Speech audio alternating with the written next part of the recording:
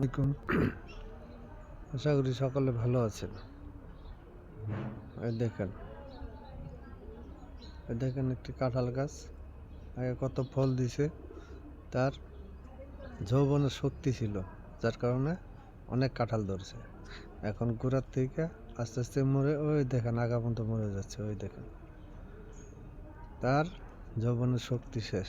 মানুষও ভাই এরকম, যখন তার যৌবনের শক্তি থাকে, শরীরে শক্তি থাকে, তখন মনে করেন বিয়ে শাদি করে বাচ্চা কাচ্চা হয়, পরিবার জন্য খাটে, বাচ্চাদের জন্য খাটে, মা বাবার জন্য খাটে।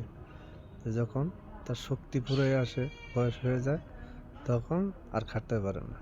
ওই মুহূর্ত তার পাশে কিন্তু মানুষ থাকার দরকার। তো এরকম যে কাঁঠাল গাছটা যদি যত্ন নিত, মরতো না। তো ভাই, বাবা আমাদেরকে দেখে রাখেন, ওদের জন্যই কিন্তু আল্লাহ পাক আমাদের পৃথিবীতে পাঠাইছে। এই কাঁঠাল গাছটির মতো মাইরা ফেলেন না কেউ। আসসালামু আলাইকুম। ভালো থাকেন, সুস্থ থাকেন, সবার প্রতি খেয়াল রাখেন।